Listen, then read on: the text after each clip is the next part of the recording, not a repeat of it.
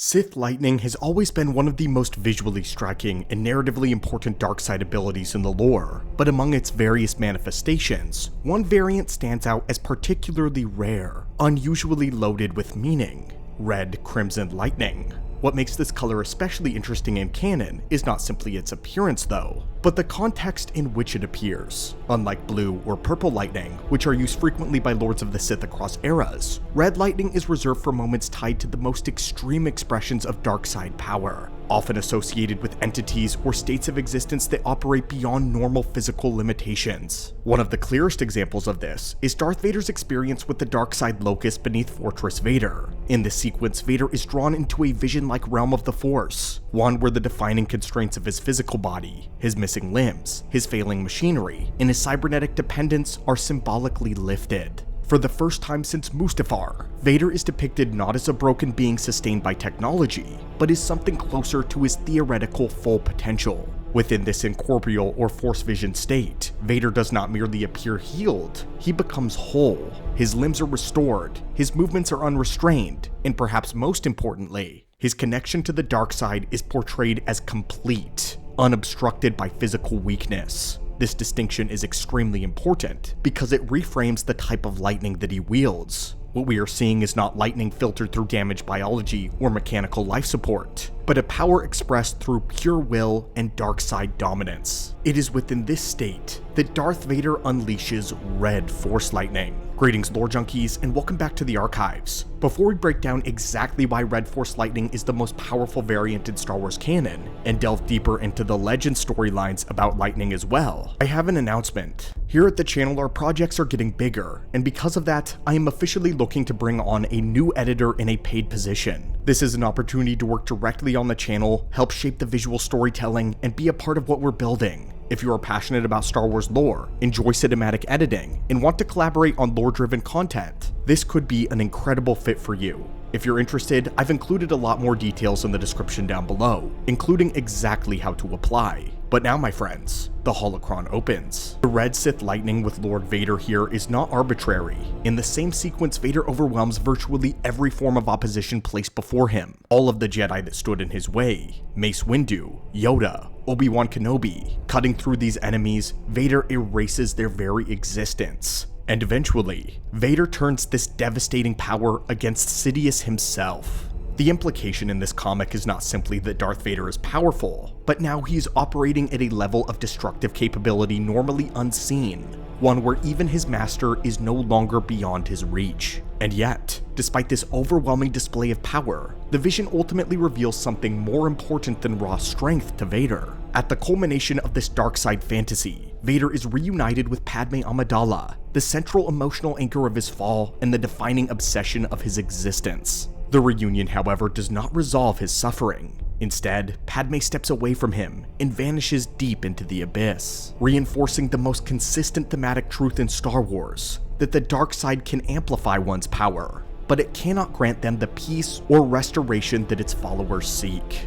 In a sense, red lightning becomes more than just a visual variant. It functions as a narrative signal of culmination, power stripped of restraint, unleashed at its most violent, yet still incapable of altering the fundamental tragedy at the heart of Darth Vader's character. Notably, the only other prominent wielder of red force lightning in canon is the Son of Mortis, an entity who exists not merely as a dark side user, but as a personification of the dark side itself. Unlike Sith Lords who channel the dark side, the Son embodies it. Red lightning here is not an escalation, but it's an extension of his intrinsic nature. Taken together, these appearances suggest that in canon, red lightning is consistently associated with moments where the dark side is depicted in its most extreme, least restrained form. Not necessarily a different technique, but a different expression of intensity, symbolism, and of narrative weight. This interpretation of red lightning is even more interesting when we consider how other wielders manifest lightning across canon. We see Sith most commonly wield blue lightning, while figures like Mother Talzin are associated with a distinctly green variant. These differences are unlikely to be accidental, as Star Wars consistently ties visual presentation to underlying philosophy and doctrine,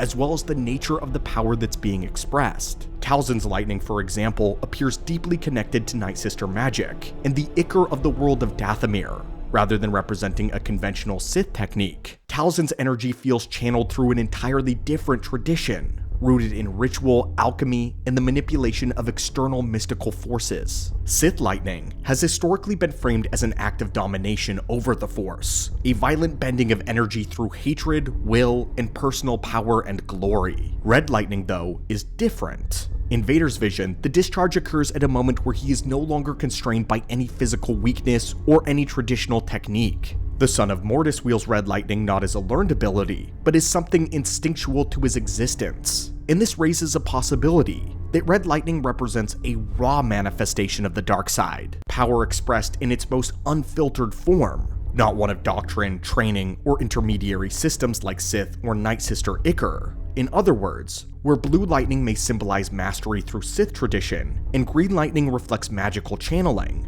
red lightning functions as something more elemental, a visual shorthand for darkside energy at its most primal. Legends takes the canon idea of lightning colors and turns it into something far more layered though. The colors still matter, but the meaning of them shifts. In Legends, color reflects technique, tradition, and even personal force alignment. Yet power does not distribute evenly across these spectrums of color. One color in Legends continuity again and again is depicted as the apex, and that color is not red, it is purple. Purple doesn't appear in Legends as a cosmetic variant. It's repeatedly framed as the most destructive expression of the technique, the kind of Sith lightning that does not simply torture, incapacitate, or kill, but it overwhelms the body so completely that it can reduce a victim to ruin and ash. When purple lightning shows up in major portrayals, it is often attached to the idea of complete annihilation. The energy isn't just coursing through the victim, it's erasing them. Sidious is the obvious centerpiece here once he becomes Emperor, because his lightning is not a weapon, but it's a finisher, a statement of dominance.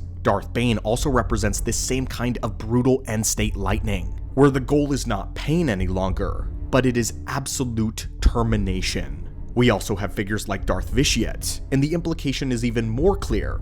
Purple is treated like the most concentrated version of the technique, where the dark side is being forced through the victim with such intensity that it pushes beyond electrocution and into obliteration. So if you want our opinion on the Legends answer for the strongest variant of Force Lightning, evidence points hard in one direction. Purple is the strongest. Purple is the most destructive. Now, that does not mean that the other colors are meaningless. It means they represent different relationships to the power of the dark side and this technique. Red lightning in Legends reads less like the apex of raw destruction and more like the color associated with predation. With obscure portrayals and the way some Sith are visually linked to the energy, it has become tied in fan interpretation to draining, consumption, and life force violation. Especially when you're thinking of Sith like Nihilus, the way his entire identity is built around feeding. It's easy to read red lightning not as stronger than purple, but as different than purple, a nobility-adjacent technique. Not because it's more refined, but because it's more parasitic, if you will.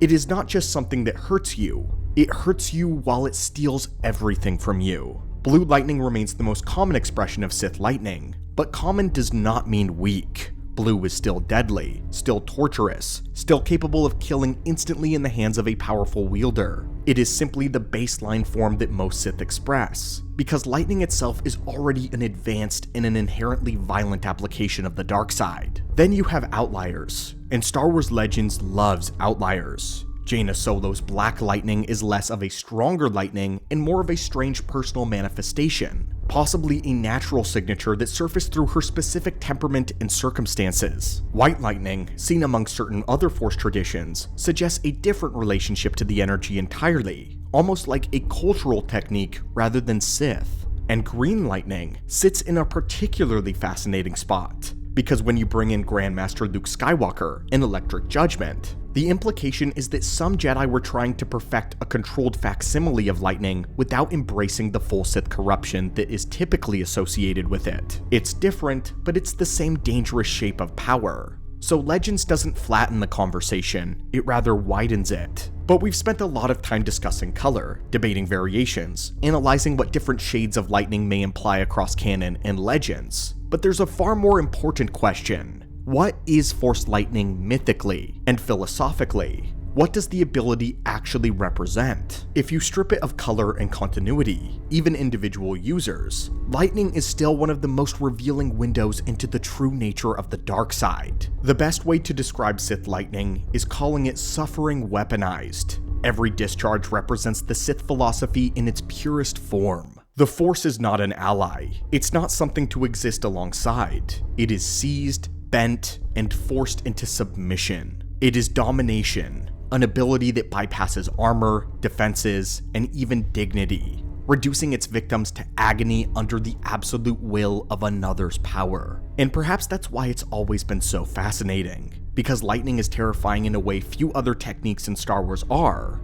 It's chaotic and precise, beautiful and horrific. It doesn't defeat enemies, but it floods their body with unbearable pain. It collapses resistance, and in its most extreme forms, erases life entirely. The Sith are not just stronger than their enemy with Force lightning, they are absolute. It is an evolution of dark side ideology, the transformation of emotion into destruction, hatred into physics. It tears through flesh, spirit, and identity all the same. It is hatred given motion, and it is rage given form. It is the dark side made incandescent. Few abilities communicate power, danger, and corruption so instantly, and that is why it is so iconic. But this raises an interesting question. If Force lightning manifests differently depending on the user, their philosophy, and their relationship to the Force, what do you think the true meaning behind its variance actually is? Are the differences primarily artistic choices layered with retroactive lore interpretation? Or is there something more? But with that, my friends, the holocron closes. If you're interested in the position of the editor, please reach out to me using the email in the description down below. But as always, may the Force be with you, and I hope you're having an amazing day.